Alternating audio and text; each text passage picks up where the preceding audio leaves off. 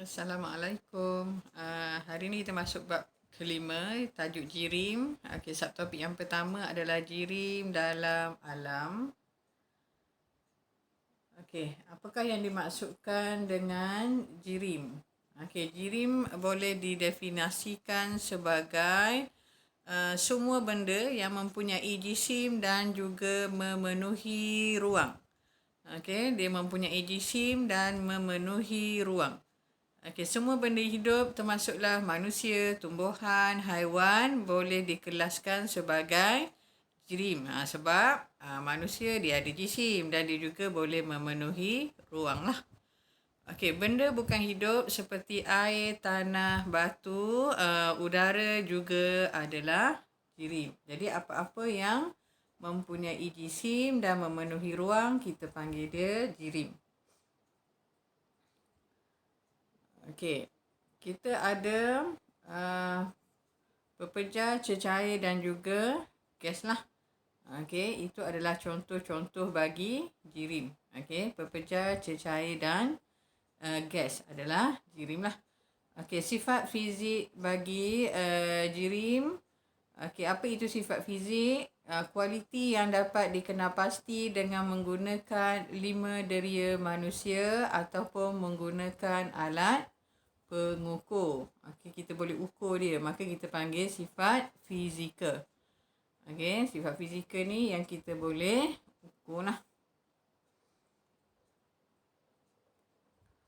Okey, sifat-sifat fizik jirim. Okey, contohnya takat didih.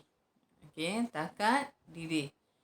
Okey, cecair yang berbeza mempunyai takat didih yang berbeza. Okey, gambar apa tu? Gambar air yang sedang mendidih. Okey, takat didih air adalah 100 darjah Celsius.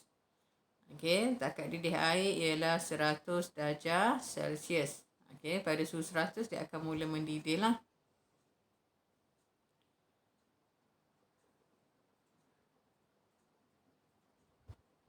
Okey, sifat-sifat fizik jirim. Okey, yang pertama dibagi di sini adalah pemegang periuk dibuat daripada bahan penebat haba seperti plastik lah. Okey, kalau lihat apa yang dipegang tu, okey, dia menggunakan bahan plastik. Sebab apa bahan plastik?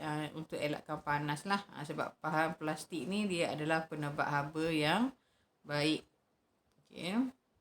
Jadi takat didih tadi kita kata sifat fizik. Okey. Pemegang periuk daripada plastik ni juga daripada penebat haba. Okey. Yang seterusnya konduktor haba ni dia boleh mengalihkan haba. Okey, jadi periuk dibuat daripada bahan konduktor haba seperti logam lah. Okey, jadi logam ni dia boleh mengalihkan haba. Jadi itu adalah sifat fizik dia lah.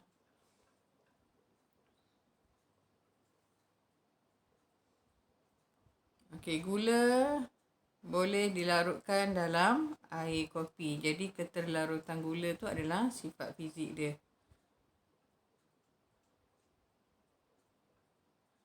Okey, ni gambar ais yang sedang mencair tu, kita panggil ais yang sedang melebur lah. Okey, takat lebur ais adalah suhu tetap ketika ais berubah menjadi cecair. Sebab ais ni adalah asal dia pepejar, bila tukar kepada cecair kita panggil dia melebur. Okey, jadi dia ada takat dia lah, dia ada suhu dia. Okey, takat lebur ais adalah 0 darjah. Okey, dia akan mula berubah menjadi cecair pada tekanan tertentu. Okey, yang seterusnya sifat kimia. Okey, sifat kimia. Sifat kimia suatu bahan menunjukkan tindak balas sesuatu bahan itu berubah menjadi bahan yang berbeza. Kalau sifat fizikal ni sifat bahan dia sama je lah. Okay, sebelum dan selepas perubahan tu sifat bahan dia sama. Tapi kalau sifat kimia ni dia menjadi bahan yang berbeza lah selepas berlaku perubahan. Okey, sifat kimia ni bergantung kepada tindak balas yang berlaku terhadap sesuatu bahan tertentu lah. Okey, dia bergantung kepada tindak balas yang berlaku.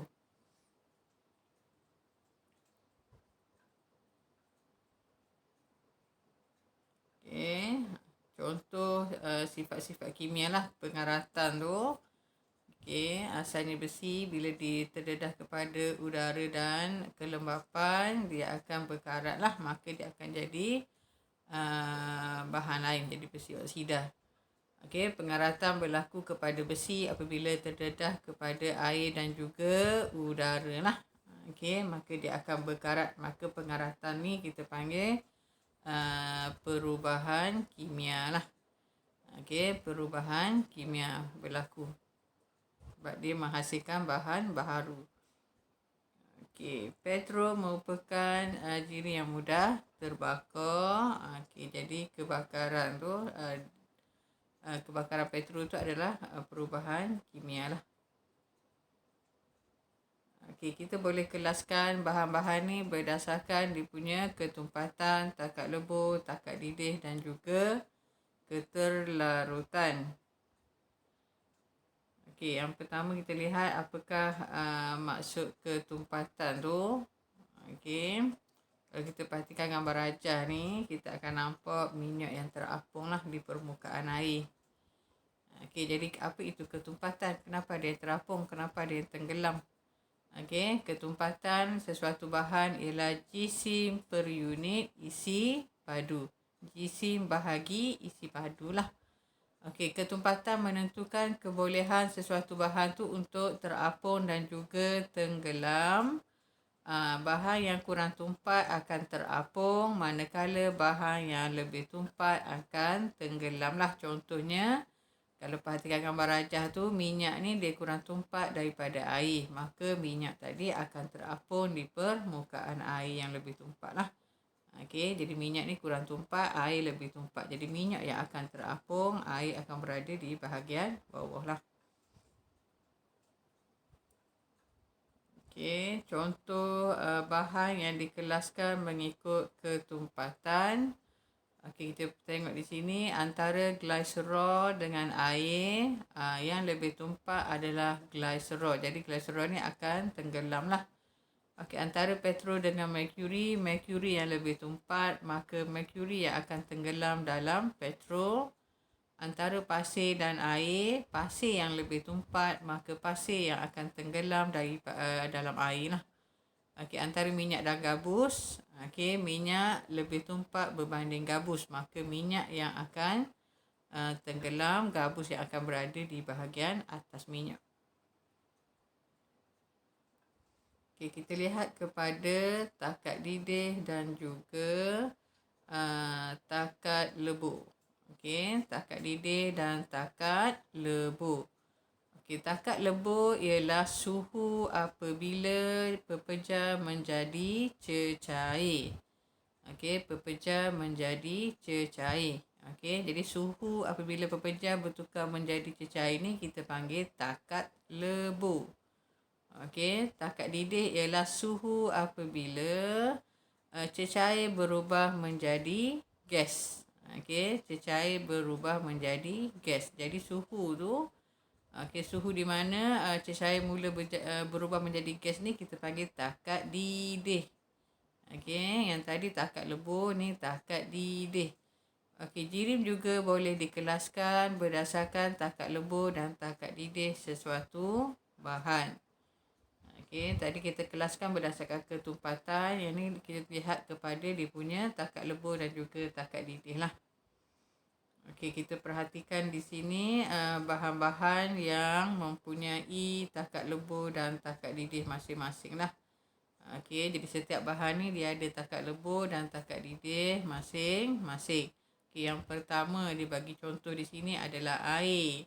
Okey, air takat lebur dia kosong. Okey, apa maksud air mempunyai takat lebur kosong? Pada suhu 0 darjah, okey, air tadi contohnya ais lah. Ais ni asalnya daripada air Okey, ais mula meleburlah menjadi air. Okey, jadi suhu pada waktu tersebut adalah 0 darjah. Okey, takat didih 100 darjah. Maksudnya air akan mula berubah daripada cecair kepada gas. Dia akan mendidih. pada suhu 100 darjah Celsius. Okey, alkohol dia punya takat lebur dia negatif 117 darjah Celsius. Manakala takat didih dia adalah 78 darjah Celsius. Okey.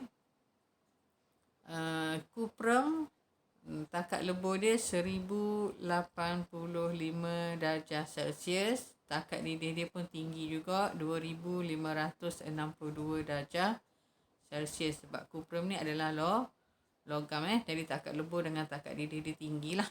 Okey, oksigen negatif 218 darjah Celsius dia punya takat lebur, manakala takat didih dia negatif 183 darjah Celsius. Jadi cuma dia nak bagi tahu di sini setiap bahan yang berbeza mempunyai takat lebur dan takat didih yang berbeza. Okey, yang seterusnya keterlarutan. Okey, kalau kita perhatikan gambar rajah tu, kita ada gambar gula dalam bentuk cube yang dimasukkan dalam air kopi lah. Okey, bila masukkan dalam air kopi, apa yang berlaku? Gula tadi akan mula melarutlah dalam air kopi tersebut. Okey, keterlarutan ialah kebolehan sesuatu bahan untuk melarut di dalam pelarut dan membentuk larutan. Okey, keterlarutan ni bergantung kepada ciri-ciri fizikal dan kimia bahan larut tersebut lah. Bahan larut dan juga pelarut dia. Okey. Oleh sebab bahan yang berbeza mempunyai kebolehan melarut yang berbeza, maka jirim tadi kita juga boleh kelaskan mengikut keterlarutan bahan. Okey, tadi kita kata kita kategorikan dia, kita kelaskan dia berdasarkan ketumpatan, takat lebur, takat didih. Okey, poin yang berikutnya adalah keterlarutan. Okey, kita tengok sama ada bahan tu boleh larut ataupun tidak. Okey, sebagai contoh di sini dia bagi kita boleh melarutkan gula, iaitu gula ni sebagai bahan larut, okey, ke dalam air kopi iaitu pelarut untuk diminum lah. Okey, kita nak buat air kopi, kita masukkan gula ke dalam air kopi. Jadi gula tu sebagai bahan larut, manakala air kopi adalah pelarut. Okey, setakat itu dulu tajuk untuk hari inilah. Okey, Assalamualaikum.